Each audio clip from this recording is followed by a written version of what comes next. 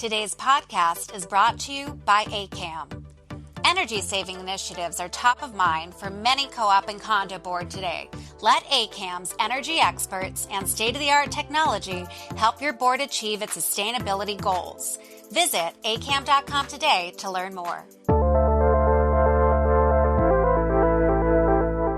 Welcome to Problem Solved, Habitat's conversation about challenges facing New York co-op and condo boards and how their professionals have helped them overcome those challenges.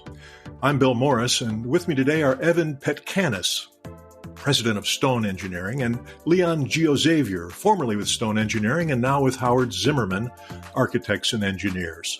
Leon, let's start with you. The pandemic has caused a lot of problems for a lot of professionals. Have you had any particular experiences, any odd problems caused by the pandemic? We started projects that began in maybe 2018, 2019, and they maybe started as terrace replacement or roof replacement projects and got delayed. And back in 2018, 2019, we thought about the ninth cycle of the facade inspection repair program as a project for the future. But that future started to come up quickly. And so we started having conversations with some of our clients about how to tackle this upcoming cycle and if it was going to need to overlap with the projects we were currently working on. Now, what did you decide? You had the scaffolding up probably for that roof job. Did you just overlap the projects and do them both at once, or did you hold off on one? So we started to look at the calendar and we started to say, working backwards, if we have to file by this date, we really should do the exterior repairs by that date. And it really saves a client money in terms of mobilization, sidewalk shed, scaffolding, permitting in some cases. So we said to the board, maybe we can do the exterior local office repair program in conjunction with the roof program. Find a way to intertwine the two using the same contractor and not having to deploy the sidewalk shed twice or get a separate permit.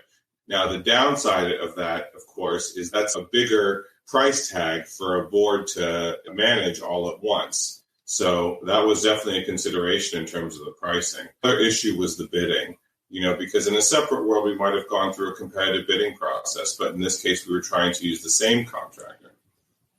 Okay, so you stuck with the same contractor. He did the roof replacement and the facade work.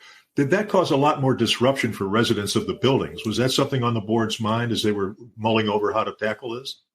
Absolutely. In fact, our hearts went out to the terrace owners who were going to be without terraces.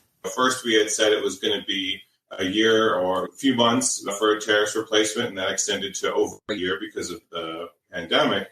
And now we were saying, we need to have scaffolding set up on your terrace in order to do the exterior, so it's going to be even longer. Yes, the terrace owners bore the brunt, but as part of that, looking at the big picture, we were trying to say, look, this prevents us from coming back again. This prevents us from disrupting you twice. This prevents us from having to give you a week of use of your terraces only to take it back down the road so we can be out of everyone's way sooner.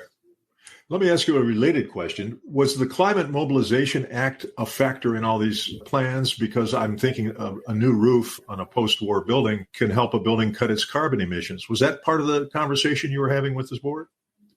Yeah, with a lot of terrace and roof projects lately, it's been a really big concern with insulation. An older building maybe didn't have insulation at all, or if it did, it was modest. And now, because we want to comply with better energy efficiency, that means more insulation or more expensive, thicker insulation. And that causes a little bit of a domino problem. What do we do with the terrace doors? Do they need to be raised? What do we do with the railings? Do they need to be raised? What do we do with the drains? And how do we accommodate now a set of insulation and drainage mats around them? Yeah, the Act has been an ongoing integration with our current projects.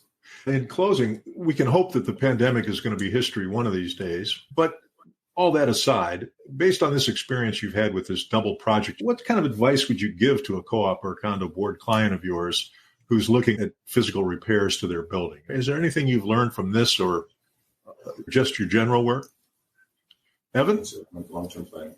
Yes, basically to answer that question from a long-term planning and client's perspective, the owners, representatives, board members, basically they need to plan far in advance undergoing such capital projects because between the hurdles you have to get through with the Department of Buildings on the application process, and then the contract negotiation process, and then ultimately raising the money to build the job. The other hurdle we went through on a couple of occasions with several projects is adjoining buildings and getting the clearance to work over them or beside them.